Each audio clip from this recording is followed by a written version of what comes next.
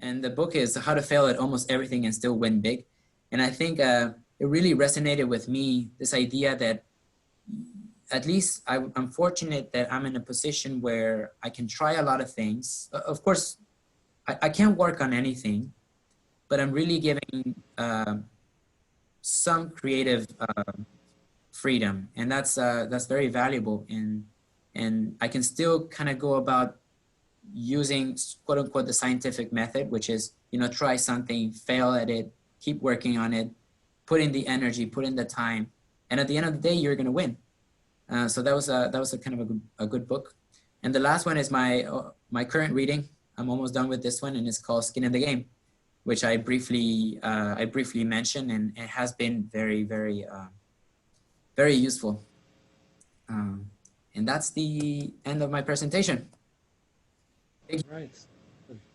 Can you stop sharing the PowerPoint? Yeah. All right.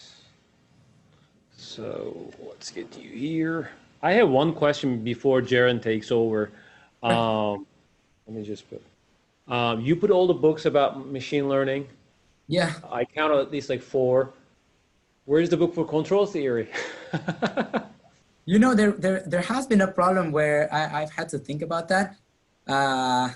But no, I couldn't think of a book that that I go back and I think about. But yes, I have a hard time by myself there's to find an definitely area. a lot. Sorry?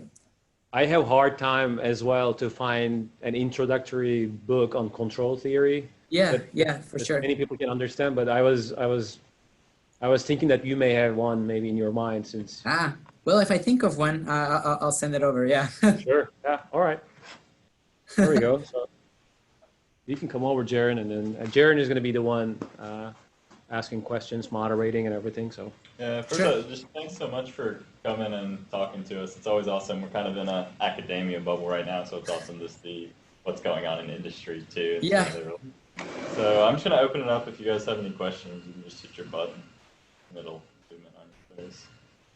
If you don't have any questions, though. I do not miss this.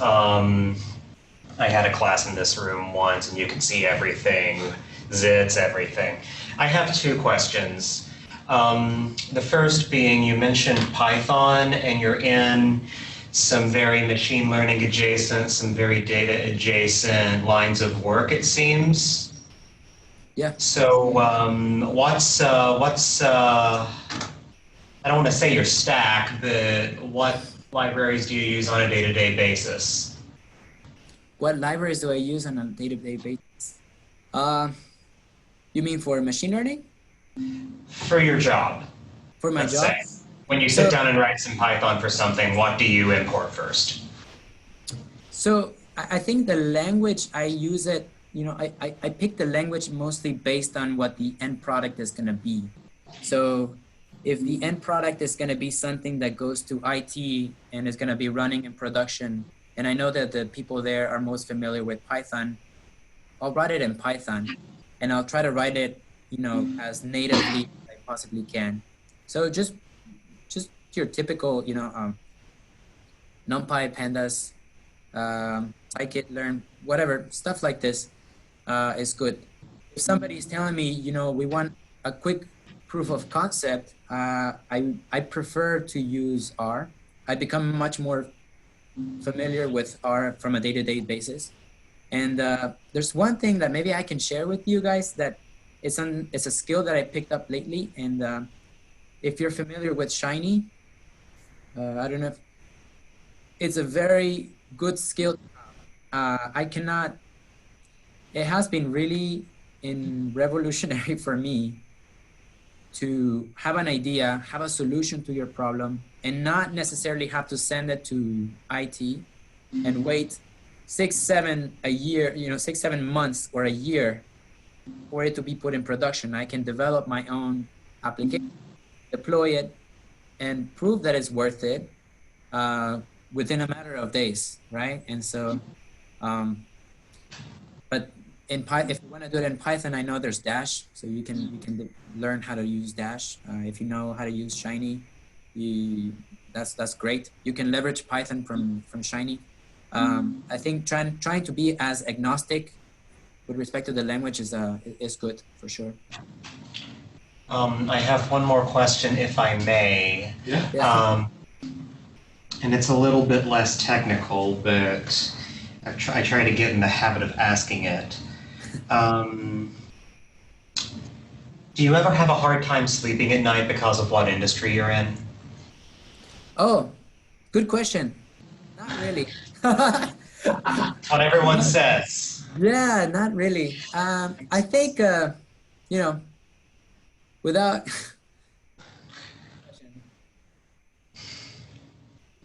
being inside, you might develop a different perspective. That's for sure. Why is that? Say that again. Why is that? Because you have different information.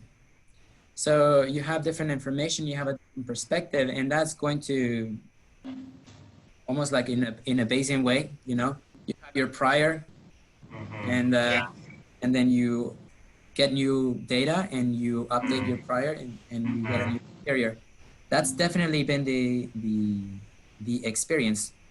Do I think that it's a purely benevolent industry? Well, I mean, if you look at any industry, you're going to find something wrong. But it's my job, and I try to do it the best that I can, ethically, every single day. And so that's how I don't have a hard time sleeping at night for sure. Thank you.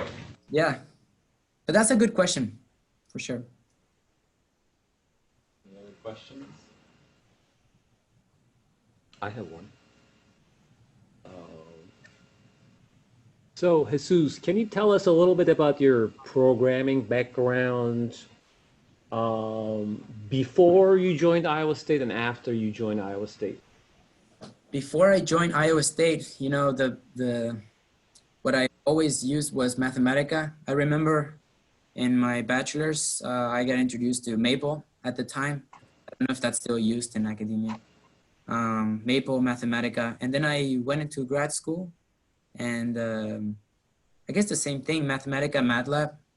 But you know, my experience programming didn't go farther than my numerical analysis courses, and so and then at some point, I think I was about to graduate, and I heard about Python, and so I tried to pick that up, but not a whole lot, to be honest. It's when I was here that I really had to learn it, and learn how to write good code.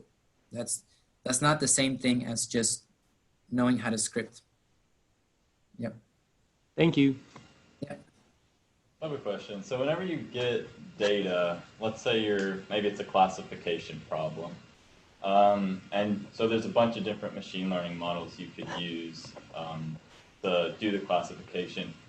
Do you usually obviously look at the data first? By looking at the data, can you get a general idea of, oh, I should use this model, or do you usually put it through many models and see which one has the best accuracy? Yeah, That's definitely the case.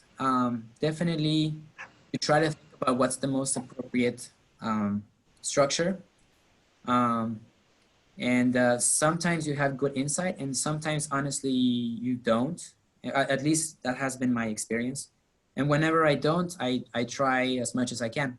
I have a good computer, so I just let it run, and I try over and over again. Eventually, what happens is that if you're working on a particular problem, you start to see that a specific algorithm is the one that always comes up. And so the next time that you get the data, you can your gut is telling you that that's the one that is going to come up. And usually that's the case, or at least it's something of the same nature, you know? Yeah. You definitely start to feel it. Yeah.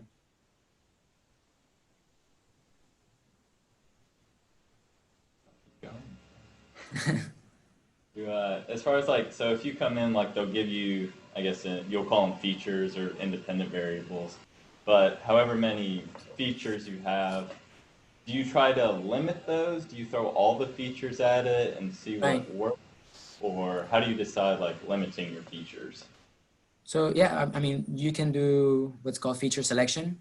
Um, Usually you have lots of conversations with a subject matter expert, and that's one easy way to start to come up with what are some of the good variables. Also, you have to think of what is the end goal, right? So if they want to perform some sort of optimization and they have a particular controllable variable that they want to move, you want to think hard about, you want to try to avoid to throw that away as much as you can, right?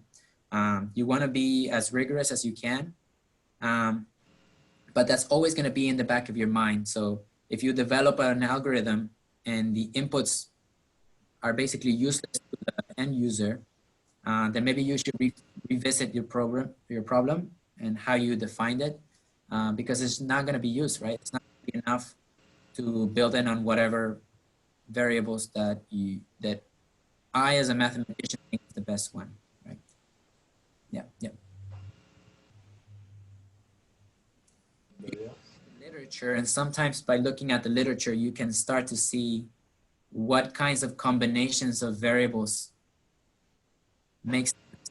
Even if it's a purely empirical problem, but there's some physics behind it, you can start to look through the literature and you'll see these terms come up, and maybe somebody will take the square root of it for some reason. You can try that out, you know, just as an example. So that's always good. So many people, when they're working on their PhD, they mostly work one-on-one with their PhD advisor. And so, like when they move into industry, sometimes, you know, it's a transition working with just one person versus working with the team. What was that transition like for you? And do you have any advice with regard to trying to work with a team if you've never done that before? That's a good question. I think the relationship, I mean, depends on how, maybe it depends on the problem a little bit. To be honest, there are instances where I have a project and I am the only person responsible for carrying that out. And by that, I mean, I'm the only person from my team and I have to collaborate with other business units.